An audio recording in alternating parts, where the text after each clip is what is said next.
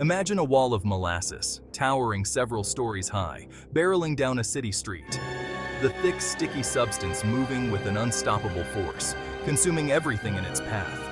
It sounds like a scene from a bizarre dream, or maybe a Roald Dahl book, where the fantastical becomes frighteningly real.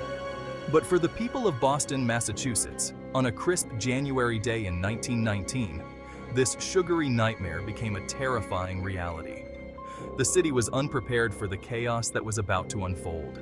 On January 15th, a massive storage tank belonging to the United States Industrial Alcohol Company succumbed to its own internal pressure, unleashing a torrent of 2.3 million gallons of molasses onto the unsuspecting city. The tank had been poorly constructed, and the consequences were catastrophic. This wasn't just a spill. It was a deluge of epic proportions.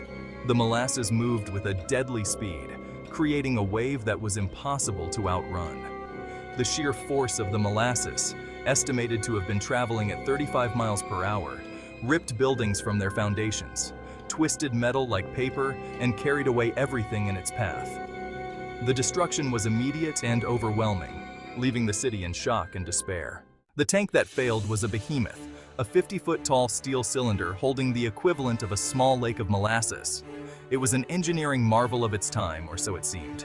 It stood on the edge of Boston Harbor in the city's north end, a bustling neighborhood of immigrants and working-class families.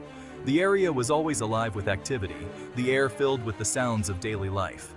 The tank was a familiar sight, its rivets groaning under the pressure of its sweet and sticky contents. The groans were a constant reminder of the tank's presence.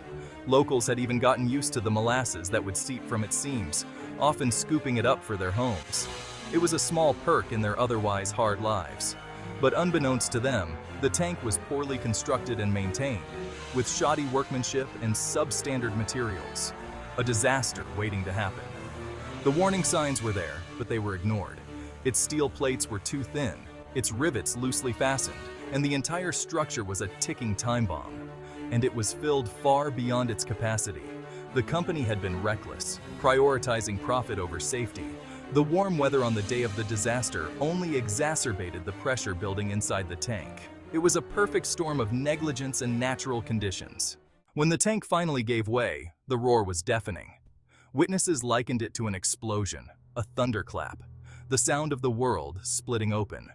The wave of molasses that erupted from the ruptured tank was unstoppable, a brown, viscous tsunami that surged through the streets of the North End. It slammed into buildings, engulfing homes, businesses, and a fire station. People caught in its path were swept away, struggling against the overwhelming tide of molasses that clung to them like glue. Horses were knocked off their feet, their riders thrown into the sticky sea. Section 4. Trapped in the sticky sea. The aftermath was horrific, a scene straight out of a nightmare. The molasses, once a source of sweetness and joy, became a tomb for many, trapping them in its viscous grip. 21 people lost their lives in the deluge, drowned, crushed, or suffocated by the dense, clinging molasses. The sheer force of the wave was unimaginable. Another 150 were injured, some with broken bones, others with burns from the friction of the molasses against their skin. The injuries were as varied as they were severe. The scene was one of chaos and despair, with people crying out for help amidst the wreckage. Rescue workers, their boots weighed down by the sticky goo, struggled to reach those trapped in the wreckage. Every step was a battle against the molasses. The molasses had hardened in the cold air, making it even more difficult to extricate victims. It was a race against time and the elements. Section 5. Boston's bitter cleanup. The cleanup effort was monumental. It took weeks to pump the molasses out of the streets using salt water from Boston Harbor. The air was thick with the smell of molasses, a bittersweet reminder of the tragedy. The harbor itself was stained brown for months, the molasses stubbornly clinging to the docks and pilings. The USIA, facing a wave of lawsuits, eventually settled out of court, paying out over $1 million in damages. Section 6. A legacy etched in molasses, the Great Molasses.